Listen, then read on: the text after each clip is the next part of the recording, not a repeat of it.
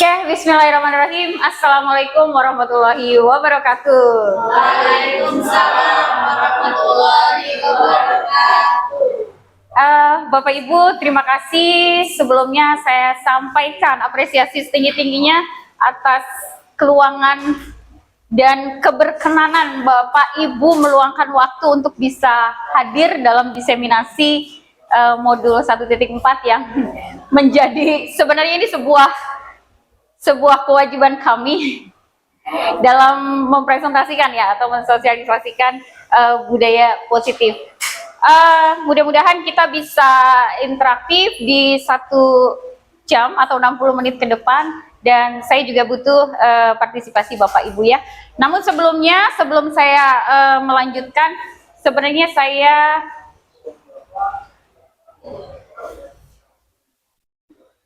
pengen ada sebuah yang kita bisa sama-sama simak di sini.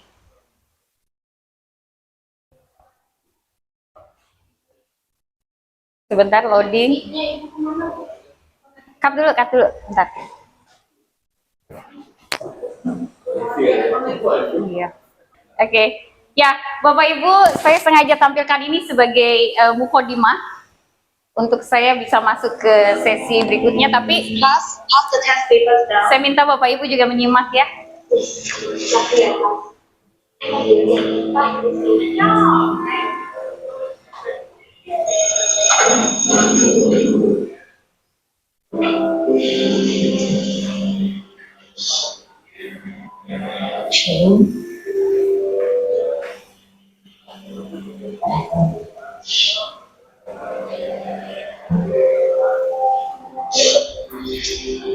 Let's take it one step at a time, okay? When do earthquakes occur most often? Along the edges of tectonic plates. Do you understand what it means?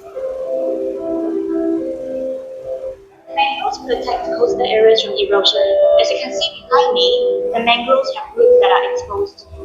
So how do exposed roots reduce erosion? The seed has to come all the way up to there and fall. Is that able to also look that? Yes, that's a good question. The speed of the river slows down, and then begins to accumulate, forming land mass. What are the land mass components? Shelly? Deltas? Yes, that's right. Do you understand the subject better now?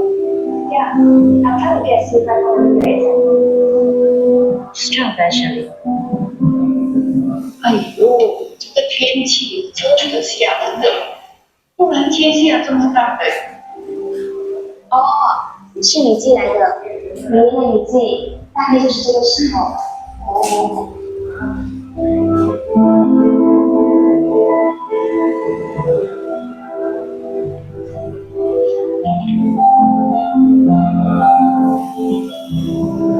How's the people now?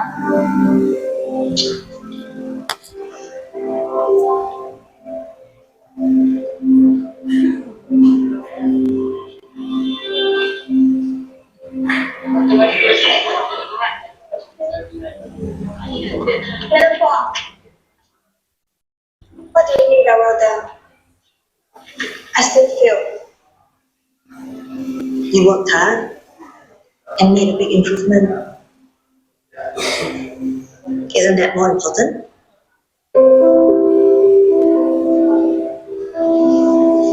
Keep up the good work, Shirley.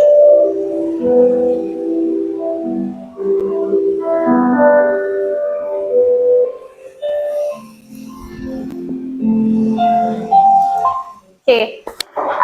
Bapak Ibu, ini saya coba sematkan dalam pengantar kita kali ini. Sebelum saya mungkin coba melanjutkan sesi pembahasan, mungkin dari Bapak Ibu ada yang bisa menginterpretasi dari tayangan ini? Ada mungkin?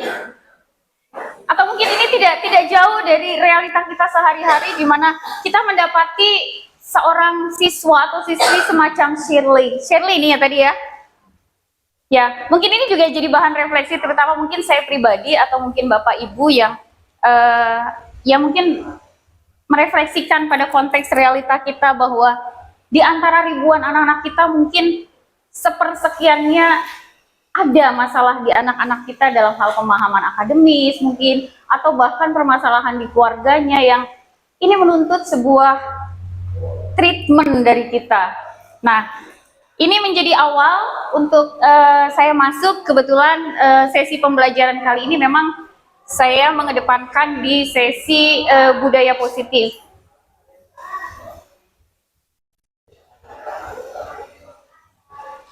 Saya kembali ke tayangan tadi. Bapak Ibu, ini mungkin saya membersamai saja ya. Pada dasarnya saya yakin Bapak Ibu juga sudah sangat memahami bagaimana kontekstual kita sebagai pendidik, apa dan bagaimana seharusnya kita. Ini saya kebetulan membersamai teman-teman di program guru penggerak pun sebenarnya banyak tertampar gitu. Nah, untuk budaya positif ini kita coba sedikit mengupas secara kontekstual sesuai modul yang kebetulan kami pelajari di modul 1.4. Nah, berkait dengan hal itu, sebelum kita lanjutkan permasalahan atau pembahasan kita seputar budaya positif, kira-kira kalau kita sama-sama merenung dan merefleksikan diri, ini saya coba ambil sebuah gambar posisi di manakah kita. Menurut Bapak Ibu, kalau yang mungkin berkenan coba bisa menyampaikan ada di posisi nomor berapa dan bagaimana penjelasan atau alasan kenapa Bapak Ibu ada di posisi tersebut. Boleh? Bu Dwi, silakan. Kalau menurut saya berada di posisi saya sudah ada di dahan nomor 2 di atasnya. Artinya Ini nomor? apa? Yang ini ya? Di atas lagi. Nomor 7. Ya, betul. Oh, ini nomor 7. Oke, silakan.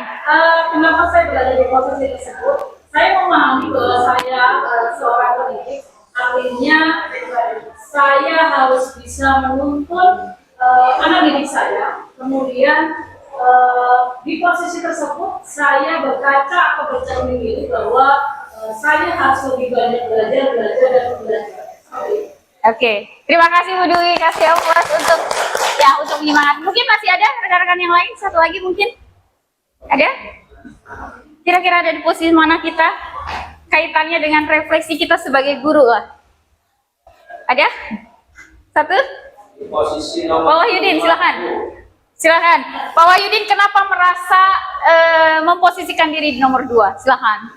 Karena posisiku saat ini ada teman-teman yang untuk kolaborasi terhadap satu kegiatan yang dimana kegiatan ini butuh satu tuntunan gitu ya, arahan, sehingga saya yang sempat mengetahui ya saling mengarahkan dan membantu lah. Iya. Oke, kasih aplaus buat Pak Wahyudin. Terima kasih Bu Dwi, Pak Wahyudin. Saya yakin semuanya punya pemahaman masing-masing ya, dan sudah memposisikan di mana. Dan ini tidak ada benar salah ya, karena yang tahu refleksi diri kita adalah diri kita sendiri. Mungkinkah kita ada di posisi ini? Mungkin. Pada suatu ketika, mungkin pada saat kita lelah, ada suatu beban berat, permasalahan sehingga butuh atau bahkan mungkin ini 14, ini depresi tingkat tinggi. Depresi tingkat tinggi pada suatu permasalahan yang mungkin begitu berat, berharap kita tidak ada dalam posisi-posisi yang ya seperti ini. Mungkin ini kayaknya sudah nggak mau melihat kenyataan ya, pengen berbalik. Jadi ini fase-fase lelah mungkin ya. Ya, yang lainnya Bapak Ibu bisa interpretasikan, dan posisi ini yang menjadi refleksi Bapak Ibu, dan harapannya mungkin kita ada di posisi ini paripurna. Ya, ada pada sebuah posisi, kita ada dalam sebuah top manajemen atau pengendalian seutuhnya oleh kita gitu ya. Oke, ini sebagai pengantar di awal. Bapak Ibu, seperti yang kita ketahui, kebetulan ini kami berdelapan ini untuk tujuan pembelajaran diseminasi kali ini adalah kami atau CGP menyampaikan pembelajaran dari penerapan konsep inti dari modul budaya positif serta pemahaman mereka mengenai konsep-konsep inti dalam budaya positif. Bapak Ibu, ini sebenarnya modul yang dari awal kita coba pelajari dan coba kita refleksikan.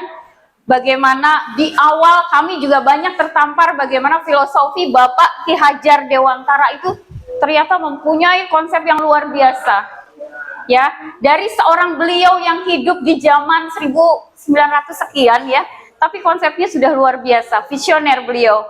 Dan kami mungkin saya pribadi ya banyak hal yang saya merasa tertampar dan harus banyak membenahi diri. Terutama juga mungkin bagaimana sikap kita, keberpihakan kita terhadap murid itu menjadi suatu poin utama. Kemudian dilanjutkan nilai dan peran guru penggerak. Ini saya tidak melihat guru penggeraknya, tapi secara umum kita sebagai tenaga pendidik ya. Karena memang nilai-nilai dan peran ini begitu menjadi suatu hal yang utama dalam membentuk karakter anak-anak kita. Dari kemandirian, dari kolaborasi, dari nilai tanggung jawab, dari kreativitas anak-anak kita, inovasi anak-anak kita. Jadi semuanya ada pada nilai-nilai dan peran guru. Kemudian kemarin pada saat pendampingan individu 2 yang Bapak Ibu diundang di RPS, di sana kita bahas visi guru penggerak dan saat ini kita ada dalam posisi budaya positif dan kami coba membersamai dalam konteks pembahasan atau diskusi bersama untuk materi budaya positif. Untuk pembentukan budaya positif, ini sedikit pengantar saya bahwa sebagai seorang guru, kita memiliki tanggung jawab dan peran penting dalam membentuk budaya positif di lingkungan sekolah. Dengan menerapkan berbagai konsep inti seperti disiplin positif, pemahaman terhadap motivasi perilaku manusia, melalui pendekatan, penghargaan, ketimbang hukuman, serta posisi kontrol restitusi. Ya, kami sih belajar sebenarnya, belajar berkomitmen untuk menciptakan lingkungan belajar yang mendukung pertumbuhan dan perkembangan siswa secara holistik. Nah, ini beberapa poin yang saya coba munculkan. Untuk yang pertama, disiplin positif, yaitu menerapkan pendekatan yang menekankan pada pengembangan perilaku positif siswa, menghindari hukuman yang bersifat merendahkan, dan fokus pada pemberian penghargaan atas perilaku baik. Terus terang, saya pribadi dalam konteks memaknai disiplin positif ini pun sebenarnya, kalau saya boleh jujur, saya juga mungkin banyak salah kaprah ya. Banyak memaknai bahwa hukuman itu bisa meluruskan, bahwa hukuman itu bisa menjadi jembatan anak ini berubah gitu, menjadi sebuah perubahan yang lebih baik. Itu mindset saya secara pribadi ya. Jadi hukuman itu saya rasa efektif untuk bisa meluruskan anak-anak dan membentuk karakter. Ternyata setelah memahami konteks modul ini, ya mungkin itu ternyata kurang tepat gitu. Ada treatment yang lain yang sebenarnya bisa kita terapkan dan keberlangsungan perubahan dari anak-anak kita akan lebih nyata gitu. Kemudian motivasi perilaku manusia dari penghargaan versus hukuman. Tadi juga kebetulan Pak Wahyudin sudah menyampaikan, saya tidak terlalu banyak memaparkan di sini. Penghargaan lebih efektif dalam memotivasi siswa dibanding hukuman. Namun penghargaan pun ada konteks side effect-nya ya. Ternyata menciptakan sistem penghargaan yang adil dan konsisten untuk mendorong perilaku positif. Jadi penghargaan seperti apa yang menjadikan motivasi anak kita lebih meningkat gitu. Jadi tidak sekedar penghargaan yang justru menjadikan sakit hatinya pihak tertentu bisa jadi. Ini side effect yang sebenarnya kalau kita kulik-kulik ternyata oh iya bener ya. Ternyata tidak semua penghargaan itu menjadi sebuah nilai kebaikan. Berikutnya, posisi kontrol restitusi. Di sini mengajak siswa untuk memahami dampak dari tindakan mereka dan mendorong mereka untuk melakukan perbaikan, memberikan kesempatan kepada siswa untuk bertanggung jawab atas kesalahan mereka tanpa merasa dihakimi. Nanti ini ada sedikit poin tersendiri, nanti saya ada pembahasan di slide yang lain. Ini keyakinan sekolah, segitiga restitusi, yang saya coba jabarkan di beberapa poin pembahasan. Bapak Ibu, untuk penerapan konsep di sini, tuntutan kita sebagai pendidik agar dapat menciptakan budaya positif yang baik ya, yang bisa berkesinambungan, kontinu dan bisa mengakar gitu, diterapkan di sekolah kita. Memang kita harus memahami dan menerapkan konsep yang tadi saya juga di awal sudah menyampaikan, ada disiplin positif, motivasi perilaku manusia, posisi kontrol, dan seterusnya saya tadi sempat sampaikan. Nah, tantangan kita di sini adalah, ini menurut kacamata saya ya, dalam menerapkan budaya positif, kita memang perlu apa ya, gerakan massal gitu, gerakan masif juga, karena kolaborasi dalam hal ini menurut saya sangat menjadi hal yang utama. Kolaborasi dalam budaya positif, dalam mewujudkan budaya positif memerlukan kerjasama antar warga sekolah, baik dengan tenaga pendidik, tenaga kependidikan, dengan siswanya, terutama kerjasama yang baik akan terjalin dengan adanya komunikasi, kolaborasi, dan toleransi. Jika budaya positif terwujud, maka tercipta murid yang merdeka, bahagia, dan lingkungan sekolah yang nyaman. Ini sih impian, saya yakin impian semua guru ya, termasuk saya. Bagaimana lingkungan pembelajarannya membuat kenyamanan untuk kita sama-sama melakukan proses pembelajaran.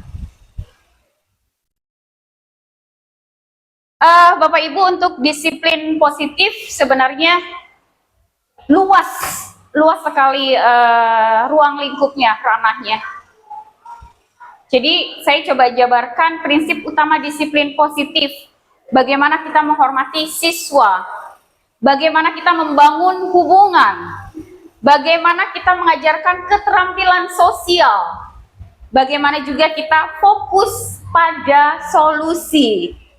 Jadi pelan-pelan saya juga pribadi merunut, ya sudahkah saya ada dalam konteks benar-benar memuliakan anak-anak kita, menghormati siswa kita, membangun hubungan, apakah interaksi atau hubungan interpersonal kita, guru dengan siswa sudah baik, atau bahkan ada semacam benteng. Apakah kita sebagai seorang guru yang egois, yang pengen dihormati selalu gitu? Saya kira itu mungkin paham-paham lama yang harus kita dobrak ya, bahwa kita adalah sebuah kesatuan yang harus membangun sebuah relationship yang baik. Termasuk mengajarkan keterampilan sosial, karena anak-anak kita tantangan Gen Z sekarang luar biasa ya Bapak Ibu, dalam zaman yang sudah semakin kompetisi tinggi, tuntutan kompetensi dan secara attitude anak-anak kita benar-benar ditekan. Keterampilan sosial juga menjadi sebuah ruang lingkup yang harus menjadi penekanan kita sebagai tenaga pendidik. Kita tidak hanya sekedar menyampaikan teori, materi, yang saya yakin anak-anak sekarang justru penguasaannya akan jauh lebih melesat dibanding kita gitu ya. Jadi bagaimana yang tidak teknologi berikan ke anak-anak kita coba imbangi dengan pengajaran-pengajaran atau pembelajaran moral, keterampilan sosial, soft skill. Jadi di sana tantangan kita. Fokus pada solusi. Ini juga menekankan pada mencari solusi permasalahan daripada memberi hukuman. Ini implementasi disiplin positifnya, saya kira ini juga bukan kerja yang mudah ya Bapak Ibu. Untuk disiplin positif, mengatur ekspektasi yang jelas, penguatan positifnya. Jadi pujian, penghargaan, pengakuan atas perilaku positif yang ditunjukkan siswa, ini membantu memperkuat perilaku yang diinginkan. Konsisten, nah ini juga konsistensi luar biasa menjadi hal yang saya pribadi memang menganggap itu sebuah hal yang tidak kecil ya, tidak mudah. Pada saat mungkin mindset kita lagi tinggi-tingginya, lagi semangat-semangatnya, kita mungkin bisa menerapkan. Tapi ada pada suatu kondisi tertentu yang ya mungkin kita sedikit low mindset, sehingga konsistensi ini akhirnya buyar, ada saja. Jadi kendala, hambatan itu dinamikanya ya seperti itu, tapi kita harus bisa berusaha untuk konsisten ke arah sana. Termasuk pemecahan masalah bersama. Insya Allah ini manfaat disiplin positif, seandainya ini kita bisa benar-benar terapkan, harapan kita untuk mengembangkan kemandirian siswa, meningkatkan motivasi internal, menciptakan lingkungan belajar Insya Allah ya, harapan kita sama-sama mendapatkan pembelajaran yang berkualitas, mencetak lulusan yang tangguh, unggul, dan harapan-harapan kita dari visi dan misi insya Allah terlaksana baik. Amin. Amin, amin. Bapak Ibu, saya sedikit mengupas juga tentang teori kontrol. Teori kontrol ini, kalau kita bicara kontrol, kita sebagai pendidik ya, sebagai pendidik, nilai kontrol, monitor kita sebagai parameter kita bahwa oh ini ada suatu keadaan-keadaan yang harus tetap kita kontrol. Konsep dalam psikologi menjelaskan bagaimana individu mengatur perilaku mereka untuk mencapai tujuan atau hasil yang diinginkan. Dalam konteks pendidikan, teori kontrol menjelaskan bagaimana siswa diberikan otonomi, diberikan tanggung jawab untuk mengontrol perilaku mereka sendiri sehingga mereka dapat belajar lebih efektif dan mencapai kesuksesan. Apalagi kita Bapak Ibu, kami membersamai dengan peserta lain di luar jenjang SMK ya, dari SMA, dari SMP, dari SD, bahkan TK. Ini menjadi sebuah dinamika tersendiri ya.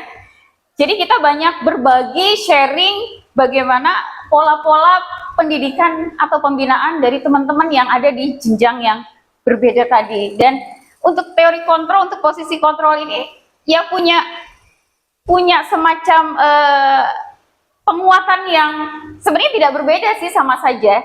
Tujuannya tetap bagaimana pembentukan lulusan atau anak-anak kita menjadi generasi yang lebih unggul, kompeten ya. Tapi dengan dinamikanya masing-masing di setiap jenjang. Termasuk ada kontrol internal dan eksternal. Kalau mungkin Bapak Ibu sambil sama-sama merefleksi, ada jenis-jenis kontrol yang sifatnya ini kontrol internal, ini ada kontrol eksternal. Nanti juga kita akan bahas ada motivasi internal, ada motivasi eksternal. Misalkan kita ada dalam sebuah aturan tata tertib, misal anak-anak, misal kita sebagai guru piket nih, kira-kira menurut Bapak Ibu nih, anak-anak kita itu datang tepat waktu, mengikuti aturan sekolah, itu murni dari dirinya sendiri atau karena suatu ketakutan karena aduh nanti saya bakal dihukum, sebuah konsekuensi. Kira-kira menurut Bapak Ibu dari sudut pandang Bapak Ibu gimana? Takut dihukum. Macam-macam ya. Tapi dari kacamata kita bisa nggak melihat oh anak ini yang benar-benar kontrol dan motivasinya intrinsik nih. Dia benar-benar dari dalam, motivasi dari dirinya sudah besar. Oh ini yang karena takut dihukum. Oh ini yang karena ini. Mungkin kita selaku pendidik punya kacamata yang sampai menyoroti ke sana ya. Dari kasus-kasus anak kita yang mungkin melanggar aturan, kita akan melihat banyak hal. Termasuk di sini kontrol internal dan eksternal. Ini adalah kontrol internal yang sifatnya berdasarkan motivasi internal dan rasa tanggung jawab pribadi, dan kontrol eksternal karena ada suatu aturan, ancaman, hukuman atau dorongan dari pihak lain. Ini saya agak skip. Secara umum kontrol dan motivasi secara intrinsik dan ekstrinsik hampir pemahaman yang sama, karena motivasi intrinsik pun berasal dari dirinya sendiri dan ekstrinsik juga berasal dari luar. Jadi sama seperti konsep yang kontrol yang tadi saya sampaikan. Nah, Bapak Ibu, sedikit saya munculkan ini sebagai bahan juga. Saya ambil dari sebuah film. Kalau yang mungkin Bapak Ibu sudah menyaksikan, Big Brother ya. Ya, saya tertarik untuk menayangkan ini untuk kita sama-sama. Mungkin ini juga tidak jauh dari fakta yang ada di kita, tapi mudah-mudahan enggak sih ya. Kalau anak-anak yang kebetulan saya masukkan anak-anak manis gitu ya. Ini ceritanya nggak apa-apa ya, nanti kita bisa tarik sebuah simpulan.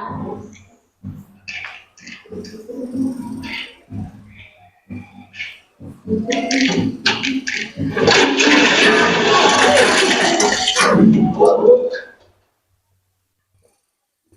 谁想出这条烂主意？西木老师，不想让我干？为什么上我课很简单？ Ya, di kelas kita tidak sedikit anak-anak kita yang mengantuk ya. 别吹牛了，陈老师，我不吹牛。我听到隔壁班有人举报我们班有几个同学抽烟。刘松，这把路子。放心，我不会罚你。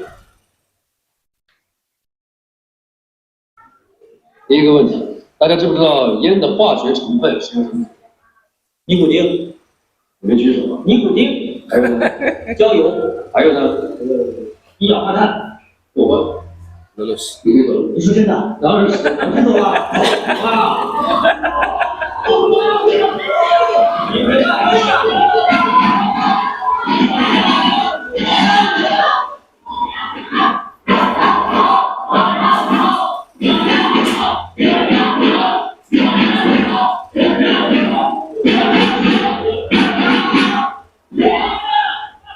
喂，下上课，你记得准时回来啊！不回来，继续。去会议室。第二个问题，有没有人能够告诉我，一根烟是由哪几部分组成？不对，关起成因丝、烟脂还有滤嘴。没错，一根烟是由3部分组成：烟丝、烟脂还有滤嘴。滤嘴有什么特别之处吗？一根是棉花做的。废话，滤嘴是空气打的一个。都是用烟草做的。错，滤嘴上面有古怪的小孔，为什么古怪呢？哦，找到了。根据维基百科，滤嘴上的小孔有引入吸收空气作用，以减稀吸入尼古丁等有害物。哦，这本没说古怪啊。就是牛啊！不是我骗你们的，是烟草商骗你们的。比如说，你示范一下，你吹，大家看。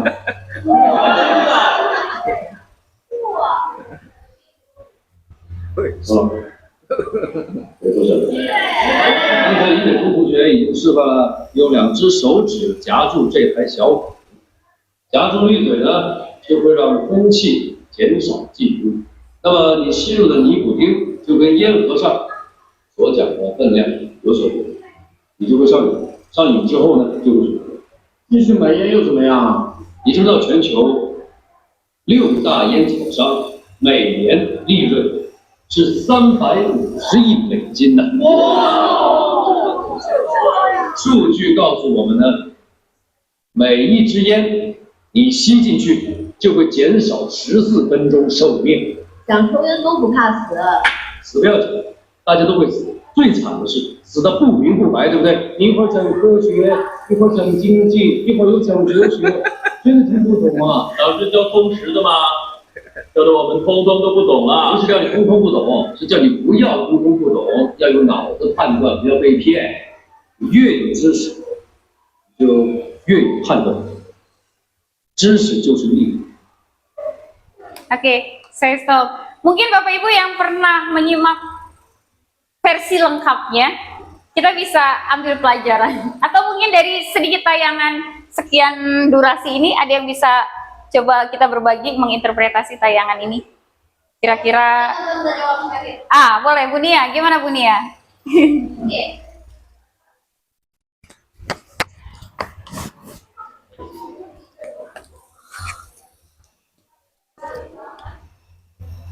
Terima kasih Bu Yeni.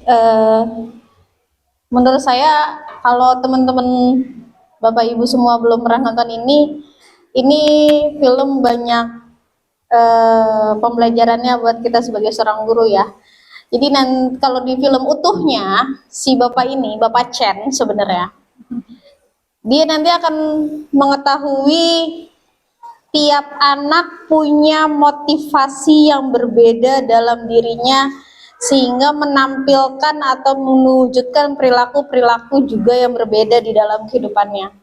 Jadi Pak Chen ini akan menelusuri motivasi-motivasi dari tiap anaknya. itu di versi lengkapnya. Tapi kalau versi lengkapnya akhirnya sungguh luar biasa. Ini recommended banget untuk ditonton menurut saya.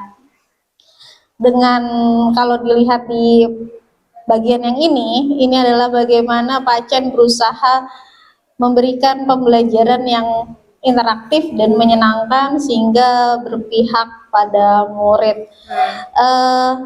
Saya sebenarnya memang hobi nonton. Jadi banyak film-film yang sebenarnya banyak kita bisa jadikan pembelajaran selain Big Brother. Mungkin Bapak Ibu boleh coba juga, mungkin ada juga yang pernah nonton Budi Pekerti ya. Kalau ini kan memang dari film Cina, salah satu film kita yang bisa dijadikan contoh juga. Ini adalah Budi Pekerti, bagaimana seorang guru BK mentreatment bagaimana kesalahan-kesalahan yang terjadi pada siswanya, tapi ini juga masukan juga buat kita, apa yang kita lakukan pada anak itu akan punya imbas luar biasa pada masa depan mereka. Kalau Budi Pekerti itu ya sih yang saya ambil dari pembelajarannya. Sebenarnya masih banyak film-film yang lain, nanti kita bisa ngobrol lah. Yang hobi nonton bisa kita nonton bareng. Yang hobi nonton nanti banyak referensi. Terima kasih. Terima kasih Bu Nia. Ada yang lain mungkin? Ada? Oke, Bu Dwi silakan. Terima kasih Bu Yen. Juga saya tuh tidak hobi nonton, tapi kalau disuruh seperti ini saya suka juga. Artinya menambah pengalaman kita selaku pendidik. Kalau saya lihat secara singkat dari film yang ditayangkan tadi, meskipun tidak full ya, saya melihat bahwa kita sebagai pendidik itu tidak bisa langsung menjudge. Kamu rokok, kamu bawa rokok, kamu bolos dan sebagainya. Tetapi kita perlu masuk ke dunianya mereka dulu. Kita selami dulu. Bahkan kalau saya lihat tadi guru ini dia banyak tahu mengenai rokok. Sebelum kita bicara banyak tentang rokok, bertanya banyak tentang rokok kepada anak, maka kita harus tahu dulu. Sehingga kita tahu celah-celah kapan kita harus bertanya, kapan kita harus memberi masukan kepada siswa. Jadi sekali lagi, ketika kita akan menangani anak, maka kita harus tahu dunia mereka dulu. Itu menurut saya. Great, super sekali. Terima kasih Bu Dwi dan Bu Nia menanggapi dari tayangan ini. Saya yakin semua juga punya interpretasi ya. Saya juga tertarik pada satu film ini. Sebenarnya banyak, Bu Nia tadi banyak nonton film-film yang inspiratif ya, Bu Nia ya. Termasuk India itu juga banyak menelurkan film-film yang berkualitas ya. Kita nih kalau secara kualitas perfilman mulai kalah kita deh. India juga banyak film-film inspiratif. Bu Yeti yang banyak referensi tentang film India. Oke. Bapak Ibu betul. Ini pembelajaran kontekstual yang kita lihat. Sebenarnya Pak Chen ya tadi ini ya. Mungkin ini apakah ada dari benak Ibu, oh ini kayaknya lebih tepat ke guru IPA karena Bu Yeni kebetulan guru IPA ya. Saya kira tidak juga. Semua guru bisa saja memantik dengan pembahasan yang tadi. Karena tadi juga salah satu siswanya kan nyeletuk, ini belajar apa sih sebenarnya kemana-mana katanya. Padahal kalau kita refleksikan pada pembelajaran kontekstual, saya juga kadang kalau di kelas, pembahasannya udah ngalor ngidul, tapi yang jelas nanti arahnya ke suatu tujuan gitu. Bagaimana pembentukan karakter dan pemahaman dari sebuah konteks-konteks yang terkini, misal ada suatu kasus apa, kita bisa ulas itu di awal pembelajaran atau di sela-sela pembelajaran yang kita kait-kaitkan gitu. Ya, mungkin ini sebagai refleksi kita bersama ya. Seorang Pak Chen, ini ceritanya kelas yang luar biasa unik dari yayasan yang kesulitan menghadirkan seorang guru yang bisa menangani kelas ini. Dan dalam filmnya Pak Chen berhasil menaklukkan anak-anaknya yang super. Kira-kira di kelas kita ada nggak ya kelas yang super? Nggak ada yang salah ya? Mengorbankan satu anak ya. Mengorbankan satu anak? Saya kira tidak ada pengorbanan lah. Tidak ada tumbal ya, insya Allah ya. Tidak ada tumbal-tumbal anak-anak dari anak-anak kita. Oke. Bapak Ibu mungkin ini pertengahan sedikit-sedikit agak biar kita melek. Ada yang punya usulan ice breaking? Saya punya sedikit biar semuanya. Yuk, Bapak Ibu kalau yang mau gerak badan boleh gerak badan, silakan. Kemudian saya sedikit ada game kecil. Mungkin pernah mendengar game apa ya? Karena saya pecinta kucing, boleh ada kucing dan Anjing. kucing dan tikus, boleh Tom and Jerry. Kucing dan tikus. Clue-nya adalah, coba ikuti kata-kata saya ya. Jadi nanti saya akan menyampaikan kalimat-kalimat yang Bapak Ibu bisa ikuti. Ini menguji kefokusan ya. Mulai ya. Kucing, kucing, tikus, tikus, kucing. Silakan. Belum kompak, belum fokus. Fokus ya. Clue-nya adalah ikuti apa yang saya sampaikan, apa yang saya katakan. Oke, sekali lagi. Kucing, tikus, tikus, kucing, kucing, kucing. Kucing, tikus, tikus, kucing, kucing, kucing. Sekali lagi. Kucing, kucing, kucing, tikus, kucing, kucing. Kucing, kucing, kucing, tikus, kucing, kucing. Oke, satu lagi coba. Kucing, tikus, kucing, kucing, tikus. Kucing, tikus, kucing, kucing, tikus. Ada berapa kucing? Ada berapa kucing? Wah, semuanya fokus. Tepuk tangan. Paham nggak? Kalau yang tidak fokus, berarti dia akan menyebutkan jumlah kucingnya. Terima kasih. Luar biasa, Bapak Ibu masih fokus semuanya. Di tengah jam-jam, sudah mulai jam-jam kritis ini ya.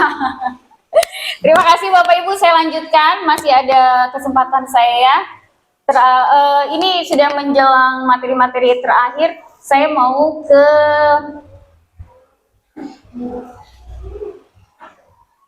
Bapak Ibu, hukuman dan penghargaan saya bisa skip ya.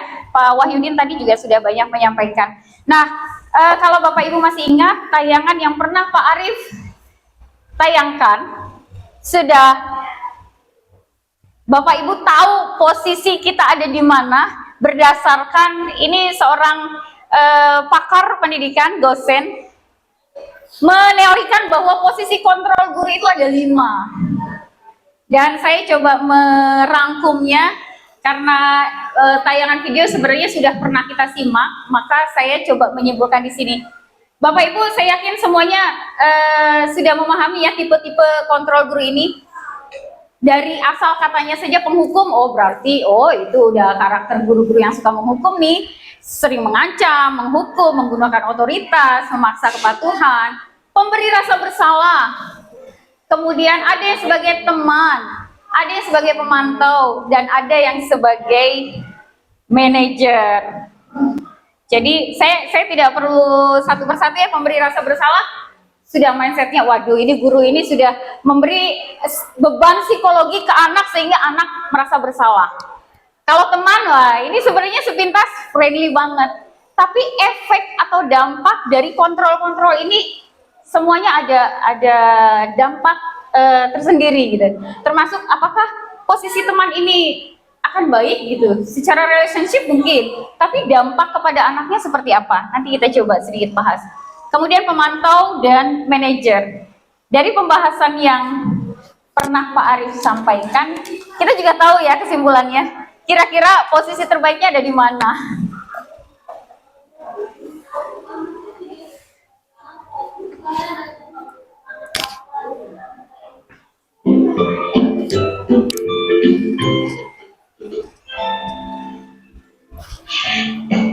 Ya, Bapak Ibu, kita sama-sama coba telaah tayangan ini. Guru seperti apakah kita selama ini?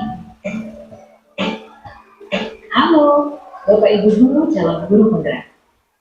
Video ini akan menampilkan 5 adegan interaksi guru dan Saya agak percepat.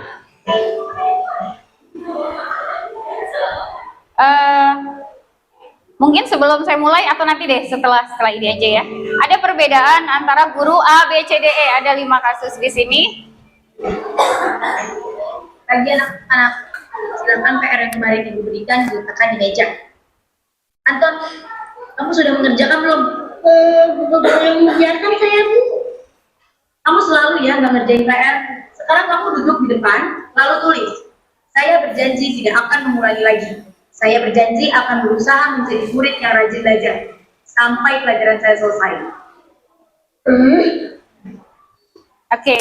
Mungkin yang tadi Bapak Ibu bisa simak, ini tipe guru yang seperti apa? Penghukum. Tipe penghukum. Kenapa penghukum? Langsung saja main hukum ya. Apakah kita tipe seperti itu? Hukumannya nyambung nggak dengan tindakan yang dilakukan si anak? Karena ada sebuah hukuman, ada sebuah konsekuensi, ada ya kalau hukuman mungkin kita juga kadang sadar tidak sadar ya melakukan hukuman itu dengan memberikan suatu tindakan yang sebenarnya dengan perlakuan anak kita yang begitu, tapi kita memberi konsekuensi yang berbeda. Jadi itu masuk kategori hukuman gitu. Berikutnya, hari ini ada tugas ya. Ada yang belum mengerjakan. Anton, kamu sudah mengerjakan? Belum, Pak. Kamu nggak mengerjain tugas. Kamu mau jadi apa nanti? Kamu lihat sekolah sih. Coba bayangkan orang tuamu betapa kecewanya sama kamu. Kamu itu sudah kelas 5. Harusnya bertanggung jawab sama dirimu sendiri. oke. Kira-kira posisi Bapak tadi ada dalam posisi kontrol apa? Siapa yang merasa bersalah dalam hal ini? Siswanya, anaknya ya. Mungkin kita juga pernah melakukan hal itu. Nah, satu lagi. Ya udah, nanti jangan diulangi lagi ya. Kalau kamu rajin, ibu senang lihatnya. Ya, lain kali bapak tuh ya maksudnya kelas dulu dong. Kita kan teman. Oke, kalau yang ini tipe kontrol apa? Adakah di sini yang memposisikan diri sebagai teman? Panas? Oh, panas kadang-kadang berteman, kadang-kadang bermusuhan. Oke, berteman ya. Next. Selaku peneliti tadi, Pak, saya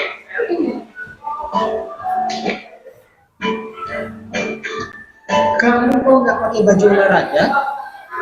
Bapak catat, kamu sudah 3 kali loh nggak ikut olahraga bulan ini. Iya, Pak. 3 kali berarti saya dapat sanksi, Pak. Kira-kira seperti siapakah Bapak yang barusan? Ya, sebagai kontrol, Bapak tadi ada dalam posisi kontrol pemantau. Kenapa pemantau? Ya, si Bapak tadi menyajikan sebuah data-data yang ya, dia monitoring, dia pantau. Kamu udah 3 kali ya, kamu begini-begini. Kita juga mungkin piket ya, sadar nggak sadar, saya juga sering. Waduh, lihat catatan kamu ini begini-begini ya. Sebenarnya kita ada dalam posisi pemantau ya. Oke, satu lagi terakhir. Ini, Bu, saya mengumpulkan tugas. Maaf ya, Bu, saya terlambat mengumpulkan tugas. Kenapa kamu terlambat mengumpulkan tugas? Iya, Bu, saya kalau sore banyak ibu jaga warung, gak sempat ngerjain tugas. Kira-kira nih, apa yang bisa kamu perbaiki supaya kamu bisa mengerjakan tugas tepat waktu? Coba, kapan biasanya kamu membantu ibu jualan? Ya kadang sampai di malam-malam, Bu. Bagaimana kalau kamu membuat jadwal kapan kamu akan mengerjakan tugas? Oh gitu ya, Bu. Ya, coba deh, Bu. Terima kasih, Bu. Oke. Yang terakhir tadi posisi kontrol sebagai apa? Si ibu sebagai manajer. Kira-kira dari 5 kasus Bapak atau Ibu guru yang tadi Bapak Ibu telah simak, posisi mana yang menurut kita, menurut Bapak Ibu ideal dalam penerapan untuk anak-anak kita? Kenapa manajer? Bu Hilda kayaknya perlu panggung nih. Gimana Bu Hilda? Karena tidak diberikan hukuman, Tidak diberikan hukuman. kita mengajak dialog, Ada upaya mengajak dialog, betul? menanyakan keyakinan, nilai-nilai keyakinan yang sudah disepakati sebelumnya. Ya, menanyakan nilai-nilai keyakinan. Harapannya motivasi intrinsiknya yang muncul gitu, dari sebuah kesalahan yang sudah dilakukan oleh siswa tersebut. Yes. Jadi sebenarnya saya pribadi pun merasa bagaimana saya membentuk diri saya sebagai manajer. Mungkin Bapak Ibu juga ada upaya ke sana ya. Sadar nggak sadar mungkin tipe-tipe sebelumnya yang kita adopsi, yang kita lakukan selama ini gitu. Jadi bagaimana nilai pengaruh atau dampaknya ke anak-anak, sedikit saja 1 menit nih dari perlakuan. Nah ini, Aku pernah membawa buku gambar. Aku disuruh menyanyi lagu di depan kelas. Aku pernah berantem. yang tadi itu dampak dari siswa dari guru apa? Yang pertama tadi. Nyimak nggak? Saya sedikit mundur dikit. Tangan murid. Aku pernah membawa buku gambar. Aku disuruh menyanyi lagu di depan kelas. Ya, tipe guru penghukum, tidak bawa buku gambar kemudian suruh nyanyi. Mungkin kalau anak-anak kita dengan mentalnya yang ini suruh nyanyi, kelihatannya anak-anak kita tidak tersakiti ya dengan konteks dia sudah 15-16 tahun. Tapi bagaimana anak-anak kita di usia-usia taman kanak-kanak atau sekolah dasar lah rata-rata, secara pribadi, secara psikologi mungkin trauma. Ada rasa malu, dia sudah merasa bersalah karena lupa bawa buku gambar, kemudian dihukum seperti itu. Dampaknya luar biasa ya. Ya, itu tidak hanya terjadi di anak-anak sekolah dasar, di anak kita pun mungkin terjadi. Apalagi anak-anak kita yang secara psikologi mungkin baperan. Dampaknya bisa jadi ke trauma. Jadi hati-hati, mungkin ini sebagai bahan reminder buat kita ya. Guru bilang, aku tidak siap padanya. Dia capek mengajari aku. Ini tipe guru pembuat rasa bersalah. Jadi anaknya pun akan merasa terbebani, merasa bersalah. Bapak ibu gurunya minta dibelas kasihani. Pernah tidak mengerjakan PR. Guru bilang, tidak apa-apa. Aku dimaafin. Aku pernah salah memakai seragam sesuai peraturan. Aku disuruh pulang. Tidak boleh mengikuti sekolah. Aku mengikuti. Nah, yang 2 tahap tadi berarti sebagai apa? Teman dan pemantau. Nah, sekarang ini yang terakhir. Guru. Kemudian aku dipertemukan dengan guru tersebut untuk berdiskusi akan dampak dari perbuatanku. Aku mengerti kesalahanku dan aku akan perbaiki. Nah, dilihat ini efek atau dampak-dampak yang anak-anak kita temukan ya dari perlakuan ke-5 fungsi kontrol guru tadi. Jadi yang fungsi manajer, bagaimana si siswa, si anak yang melakukan kesalahan akhirnya dia menyadari dan akhirnya memperbaiki. Itu sebenarnya inti dari treatment pembinaan kita. Nah, berkait hal itu saya terakhir mau bahas tentang segitiga restitusi.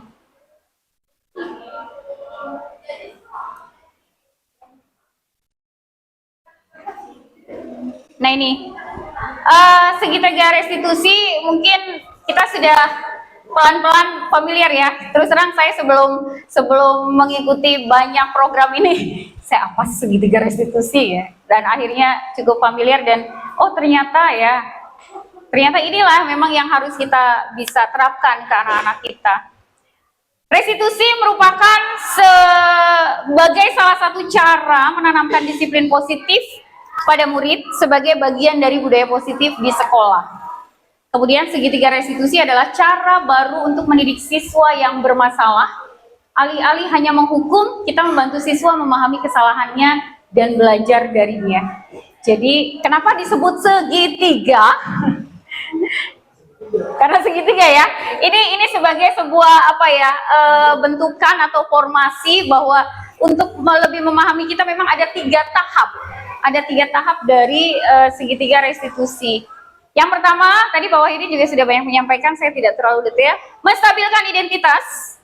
Jadi ini perlu ya Bapak Ibu, menstabilkan identitas ini menjadi suatu upaya kita untuk meredam. Anak kita sudah merasa bersalah, dipanggil ke ruang guru misal, kan tidak semua anak-anak kita mentalnya kuat ya. Untuk dia dipanggil, datang dan menemui saja itu sudah butuh mental. Nah, untuk meredam ketegangan yang terjadi pada anak kita, maka kita perlu menstabilkan identitas. Jadi dia lebih tenang, kita komunikasi timbal baliknya juga akan lebih dapat gitu ya. Kemudian validasi tindakan yang salah. Tetap kita juga ada nilai apa ya, tabayun gitu ya. Kalau kita mendapatkan laporan kemudian mau menangani suatu kasus, kita juga harus bisa mendalami dulu kasusnya. Salah satunya dengan validasi tindakan yang salah ini. Kita mengakui bahwa mereka telah melakukan kesalahan, tapi juga kita memberikan penguatan. Kita menunjukkan bahwa kita memahami bahwa ya mereka melakukan kesalahan itu karena suatu hal, suatu sebab gitu ya. Dan ini akan lebih menenangkan anak kita dan lebih diterima gitu proses pembinaannya. Termasuk menanyakan keyakinan, kita mengajak siswa untuk berpikir tentang nilai-nilai yang mereka yakini dan bagaimana tindakan mereka sesuai dengan nilai-nilai tersebut. Bapak Ibu, salah satu tugas kami di demonstrasi kontekstual memang memunculkan segitiga restitusi. Saya akan munculkan sebagai bahan pelengkap dalam presentasi saya di sini. Tapi ya beginilah kalau artis dadakan ya.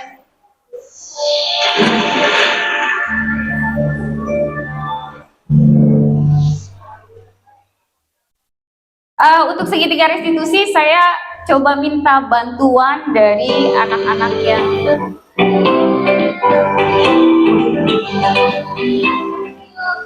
nah ini kasus pertamanya. Saya coba tayang satu kasus Bu Vera.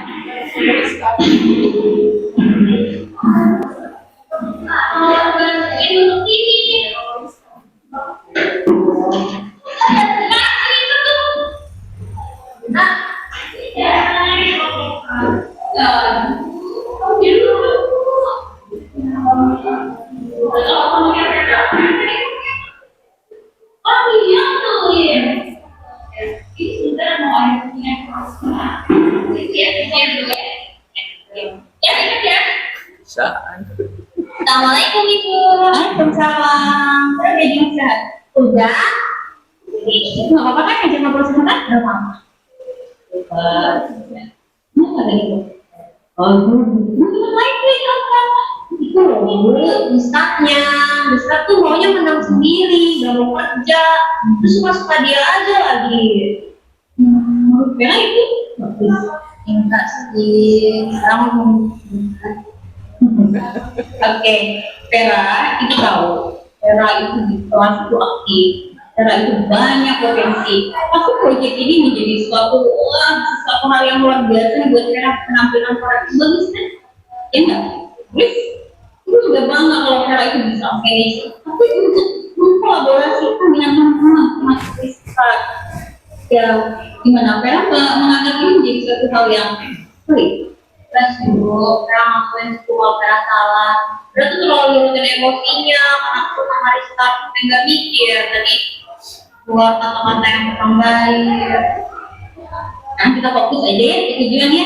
Proyeknya diselesaikan, nanti sama kelompoknya. Oke. Terima kasih juga ya. Vera sudah jujur, seri. Sekarang kira-kira apa yang Vera mau lakukan? Vera mau ngomong Rista tersebut supaya ya jangan terlalu gangguin banget. Vera juga mau minta maaf Rista tuh karena tadi Vera kata-katanya nggak enak. Oke, good. Jadi Vera sudah ada keinginan untuk memperbaiki semuanya ya? Iya Bu. Oke, sangat mengapresiasi sekali. Di Vera ketemu Rista atau dengan teman-teman anggota yang lain ya. Kira-kira apa yang diambil pelajaran dari ini? Keyakinan kelas seperti apa yang sebenarnya yang Vera langgar? Ya, untuk kita saling kerjasama, kan kita harusnya kualitas ya, nama, tadi kita ingat ya, kesepakatan keyakinan kelas bahwa kerjasama itu menjadi suatu hal yang utama. Soft skill kita, ya orang-orang bisa bekerja sama bagus itu menghasilkan suatu kira-kira itu yang jadi bisa kerjasama. Kasih ya, Vera. Terima kasih. Udah mau jam nanti udah selesai. Ya, kasih ya, Vera ya. Oke. Ya. Sekilat terus. Kami sangat berterima kasih kepada Bu karena Saya juga minta kepada saya yang berkata tidak enak kepada Oke, Bapak Ibu, ini yang saya coba tampilkan. Ini artis-artis dadakan ini. konsep seadanya insan. Tapi menurut Bapak Ibu, dengan tadi konsep segitiga restitusi, kira-kira sudah munculkah yang seperti yang tadi saya skenariokan? Yang pertama menstabilkan identitas. Kira-kira ada nggak yang Bapak Ibu sudah simak dari menstabilkan identitas yang saya lakukan? Ya ini nggak ujuk-ujuk parah gitu. Ya, oke. Datang, masih dengan ramah, disambut, gitu kan, ngobrol, baru ke arah permasalahan. Oke, jadi menstabilkan identitas ada ya menurut Bu Hilda ya. Oke, kalau untuk validasi tindakan yang salah, kira-kira tadi muncul nggak dari kira-kira dalam konteks yang mana?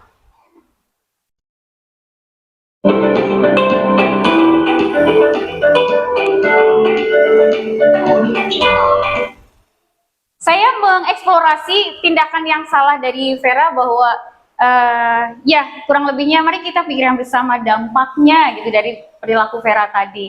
Kemudian saya juga memahami keadaan Vera yang mungkin pada saat itu emosi. Nah, kemudian saya menggali kembali kasusnya dan terakhir menanyakan keyakinan kelasnya dalam konteks kerjasama. Saya memang memprioritaskan kerjasama tim menjadi sebuah keyakinan kelas yang harus sama-sama dipegang untuk anak-anak. Nah, terkait untuk ini, adakah Bapak Ibu yang mungkin mau mempraktekkan? Saya yakin ini sebenarnya banyak penanganan-penanganan yang Bapak Ibu pernah lakukan yang berkait dengan segitiga restitusi. Mungkin ada dari Bapak Ibu yang mau mencoba menerapkan segitiga restitusi? Siap kayaknya nih. Yuk, Bu Jaki dengan Bu Nia ya. Kasih aplaus dulu lah biar semangat lah. Yuk. Ya spontan aja, saya juga ini spontan sebenarnya. Yuk, silakan. Jadi siswanya aja yang merestitusi guru ya. Saya Bu Jaki sebagai guru, Bu Nia sebagai siswa. Boleh ada dua nggak ya? Pakai ini ya? Ininya pinjemin dulu, deketin aja nggak apa ya? Oh enggak. Kasih aplaus dulu lah, yuk. Ini segitiga restitusi dari teman-teman. Ceritanya lagi di jalan dulu ya. Ketemu di lobby. Ini kompakan dulu ceritanya. Apa? Lagi nggak masuk 3 hari. Oh, 3 hari nggak masuk. Halo Nia. Ibu. Ya Allah, Nia kangen banget Ibu. Nggak ketemu berapa hari ya? Ya Allah, Ibu. Kemana aja? Saya jadi malu. Ngobrol dulu yuk. Di tukang bakso ya, Bu? Masa blusnya bawa nggak ya? Iya. Kenapa sih? Ada apa? Kok dia kayak merasa kehilangan? Biasanya di kelas rame kalau ada Nia. Kok tiba-tiba 3 hari ini sepi? Iya, apa ya? Iya, Bu. Soalnya kemarin saya nggak masuk 3 hari. Ada apa dulu? Itu, Bu. Mama saya sakit. Jadi saya nemenin di rumah sakit, tapi lupa kalau harus WA Ibu. Sabar ya, Ibu nggak tahu ya. Namanya juga manusia ya. Pasti ada sakitnya, ada sehatnya. Ya, Bu. Kan? Ya, Bu. Kira-kira apa yang sudah dilakukannya itu? Ada kesalahan apa? Ya, Bu, harusnya saya konfirmasi ke Ibu. Terus saya juga harusnya bisa koordinasi di rumah biar saya bisa tetap sekolah. Nah, harusnya begitu. Itu aturan yang tepat ya. Ya, Bu. Nah, lain kali kalau ada apa-apa, komunikasikan dengan Ibu ya. Baik, Bu. Biar Ibu juga bisa tahu alasannya kenapa.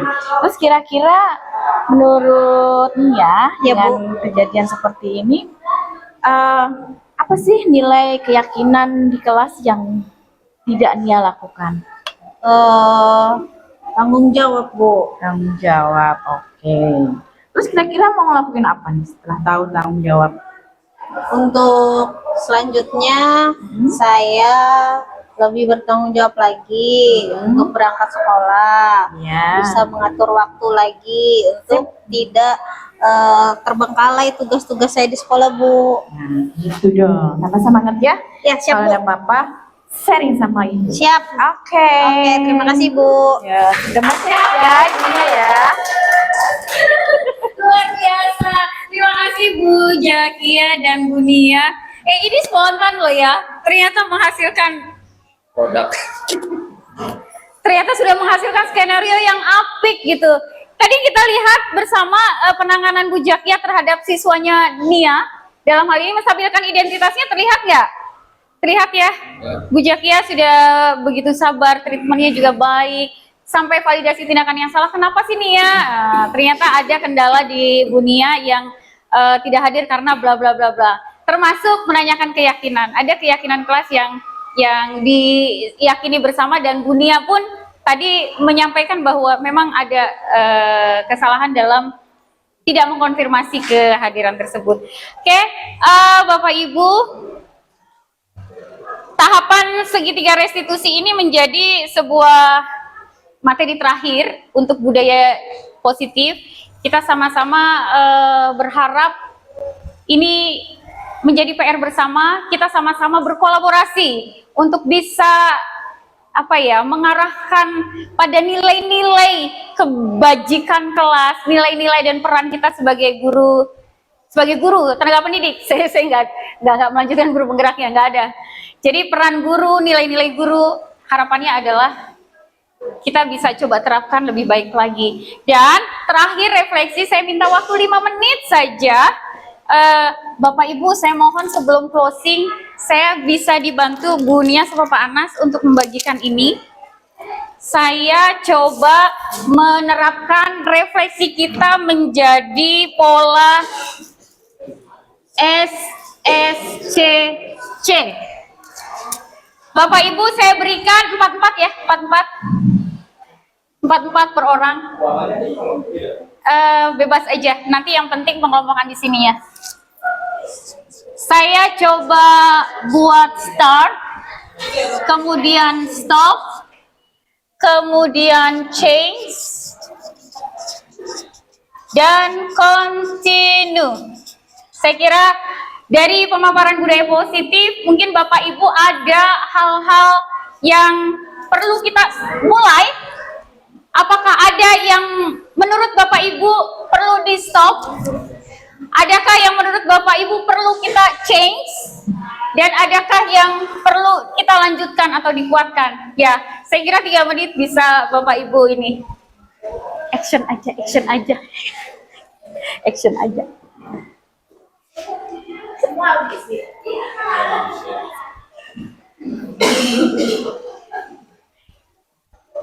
Ya, jadi pola SSCC start, stop, kemudian change, dan continue ini menjadikan refleksi kita bersama bahwa ada hal-hal yang harus kita mulai nih. Menurut Bapak Ibu, apa yang perlu kita mulai dari pembiasaan atau budaya positif ini? Kemudian adakah yang perlu kita stop? Ini Bapak Ibu yang punya jawaban sendiri. Adakah yang harus kita rubah? Menurut Bapak Ibu apa?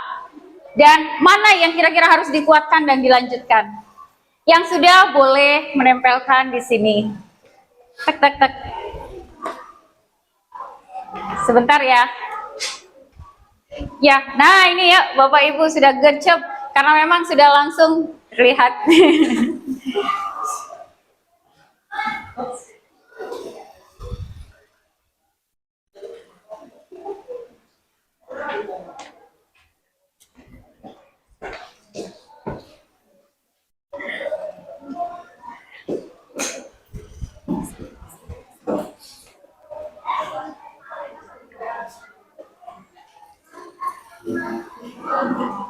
Ya, oke.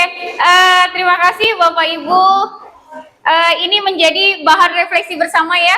Karena memang waktu juga, saya tidak membacakan masing-masing. Nanti ada di sesi lain. Tapi, dibacakan ya. Oh, Bu Hilda mencoba ya salah satu sampel untuk membacakan. Boleh. Silakan Bu Hilda. Stop. Hentikan posisi kontrol penghukum. Ya, stop. Ada lagi Bu Hilda? Itu stopnya. Hentikan posisi kontrol sebagai penghukum. Boleh yang lain? Startnya belajar untuk posisi control manager. Ya, startnya adalah belajar posisi manajer. Luar biasa. Masih ada Bu Hilda? Change-nya kita terus lakukan perubahan lebih baik. Cakep. Melakukan perubahan yang lebih baik lagi. Masih ada terakhir? Continue. Terus lanjutkan. Budaya positif. Yeay, budayakan budaya positif. Luar biasa. Terima kasih Bu Hilda. Dari start, stop, change, dan continue semuanya Bapak Ibu sudah refleksikan. Terima kasih. Ini sebagai penutup kita. Waktu juga dan kebetulan pas jam istirahat duhur ya. Terima kasih Bapak Ibu atas atensi dan partisipasi yang luar biasa dari Bapak Ibu untuk membantu kami. Dan mudah-mudahan presentasi yang saya sampaikan ada manfaatnya. Saya akhiri, billahi taufiq wal hidayah. Assalamualaikum warahmatullahi wabarakatuh.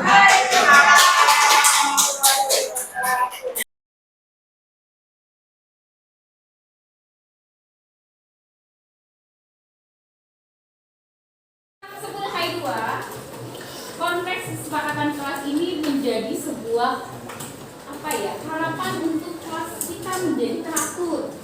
Ya, tadi kan kita minta kalau kelasnya aman, kelasnya nyaman, kelasnya bersih, kelasnya pokoknya apapun keadaan kelas yang membuat kita lebih terdukung dalam pembelajaran. Maka hal-hal yang sifatnya kesalahan kita yang ini begini harus kita coba sepakati.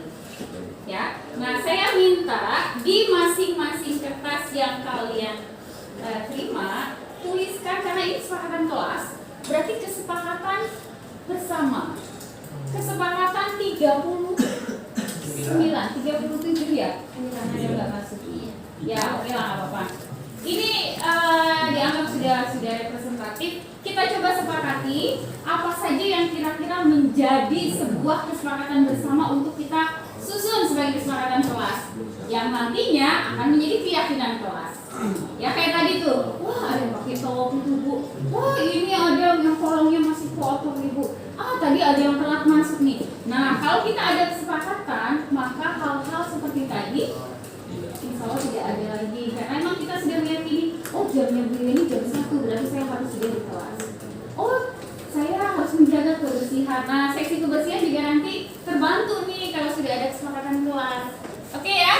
Nah, karena ini menjadi kesepakatan bersama, saya minta semuanya bersuara. Silakan, apapun yang kalian usulkan, kita coba akomodir dalam kesepakatan kelas ini. Oke ya, kita akan coba. Silakan siap-siap tuliskan kesepakatan yang kalian anggap penting untuk kita sepakati bersama. Ketentuannya, halo? Ketentuannya, kalaupun Bu, ini tidak boleh pakai topi. Ini tidak boleh, ini jangan, ini dilarang. No. Kita akan berusaha membuat vibe kelas ini menjadi vibe yang positif. Jadi, gunakanlah kalimat positif. Gimana caranya? Kita belajar menyusun kalimat positif. Misalkan, jangan buang sampah di kelas. Kira-kira vibe positifnya apa? Dilarang masih negatif. Yang tidak ada kata jangan, dilarang, ya menjaga kebersihan kelas boleh. Apalagi tadi ada yang pakai topi, tidak pakai topi, kira apa kalimat positifnya? Melepas topi saat pembelajaran. Melepas topi saat pembelajaran, atau nih aturan seragam termasuk mengenakan seragam sesuai. Dari sikap misalnya seperti apa? Dicoba kalian tuliskan yang nanti kita akomodir di sini sebagai kesepakatan kelas. Bisa? Bisa. Oke, saya beri waktu. Cepat 2 menit saja. Silakan. Kalau kalian menyepakati Bu, saya punya 3 poin, boleh. Bu, saya punya 5 poin, boleh, silakan. Minimal 1. Silakan. Silakan, coba kita belajar menyepakati. Kita belajar meyakini. Kita belajar untuk menjaga kualitas kelas kita dengan kesepakatan yang kita susun. Apa ya?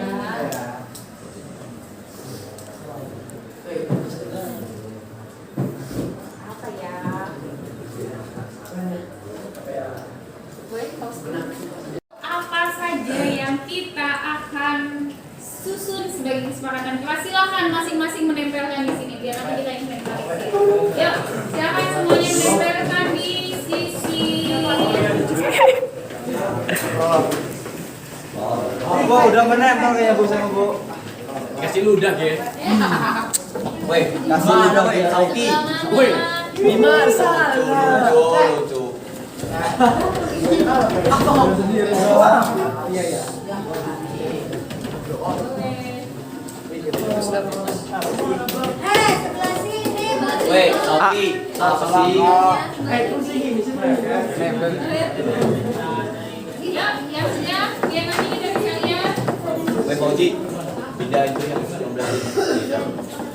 Oke. Yuk, kita nanti bisa simak satu ya.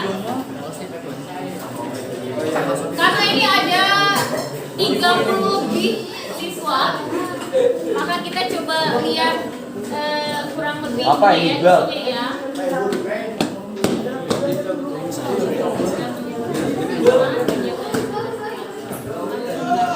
Sambil di zoom boleh. Masih ada yang menggunakan kalimat negatif nih. Oke, harus berada dalam kelas jika melihat sampah. Oke, maka harus istirahat.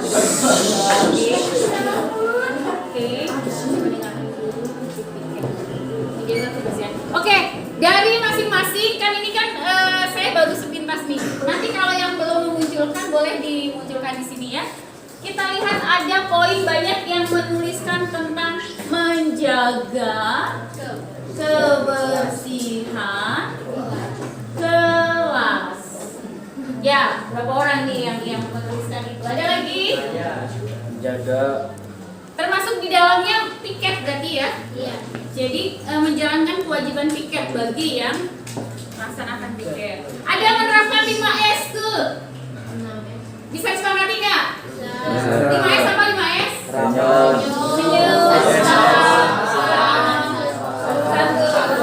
Kalau yang tidak menerapkan 5S, bisa kita sepakati? Semuanya sepakat? Adil ya, sepakat tuh ya. Menerapkan 5S. Boleh, senyum, sapa, salam, sopan, santun. Nanti kalau dalam budaya kerja 5S ini sedikit berbeda lagi. Apa 5S? 5R. 5S sama dengan 5R versi Indonesianya.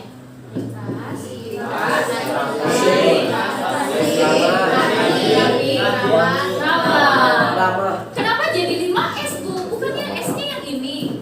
5S itu berasal dari istilah Jepang. Sharing, Shaiton, Shinsuke. Nanti search ya. Shinsuke. Masuk kelas tepat waktu tuh banyak tuh. Bisa disepakati? Oke, 3. Masuk kelas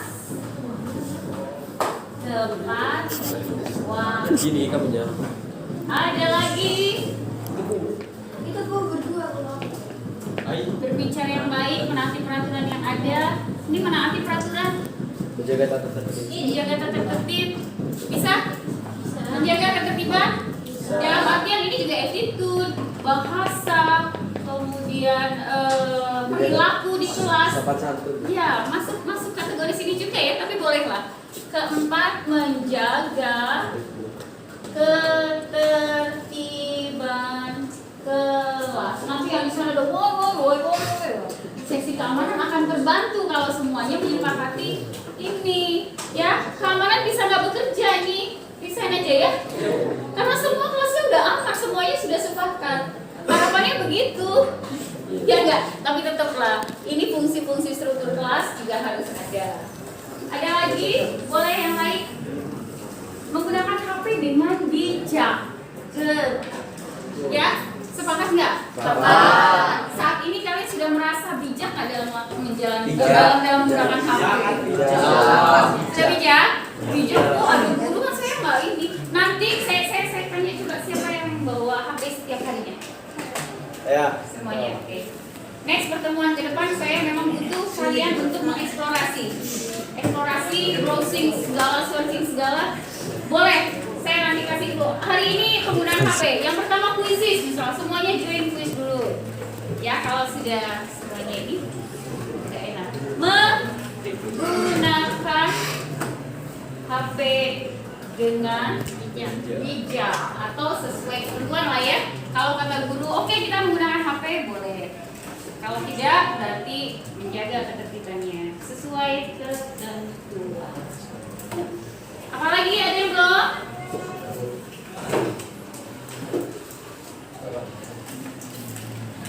Oke, ketentraman kelas, atribut lengkap, boleh menjaga kerapihan atau apa? Kerapihan dalam berpakaian. Boleh menjaga kerapihan dalam berpakaian ya.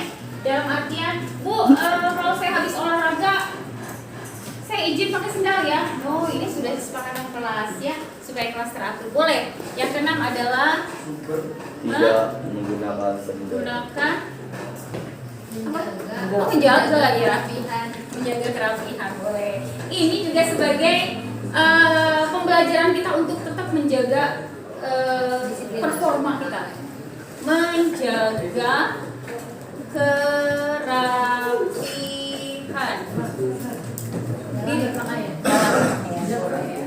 dalam berpakaian.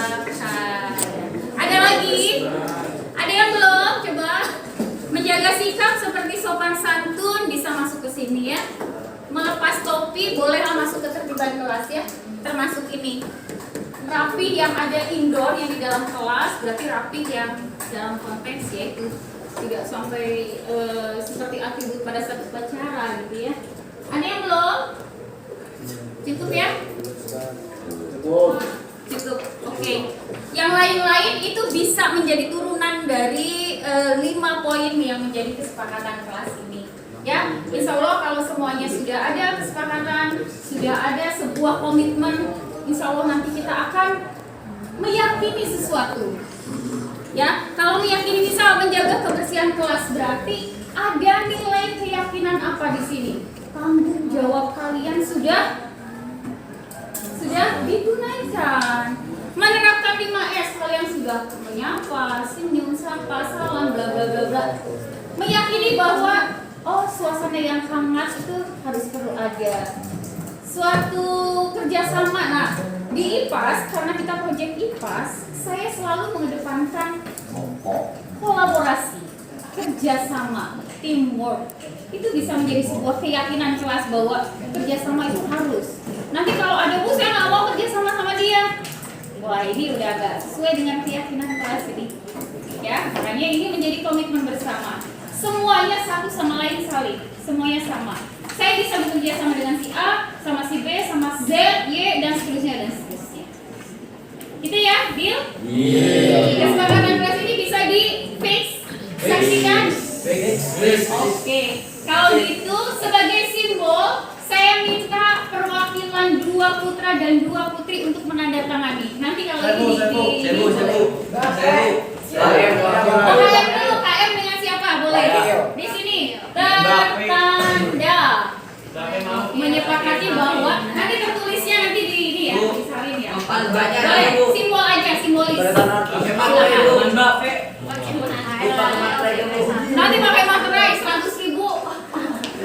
Boleh yang putri siapa? Sekretaris. Kita. Satu lagi. Yang putra satu lagi siapa?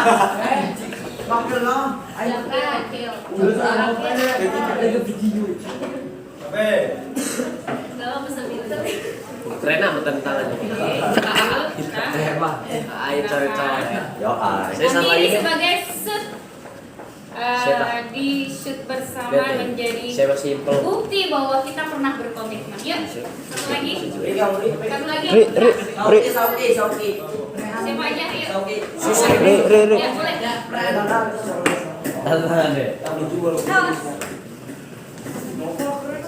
Emang. Tahu. Sekretaris, nanti di shoot ya. Nanti foto. Ini sebagai bukti. Nanti. Oke, terima kasih. Halo K2. Teman-temanmu Naufal, Gita, Aini dan Fahri sebagai simbol bahwa ini mewakili siswa yang ada di 10 KI 2 menyepakati tentang yang pertama menjaga kebersihan kelas, menerapkan 5S, masuk kelas tepat waktu, menjaga ketertiban kelas, menggunakan HP dengan bijak, dan menjaga kerapihan dalam berpakaian. Ya, ketok palu ya. Tok, tok, tok. Ayo close dulu. Semangat ya. Ayo. Oke, terima kasih.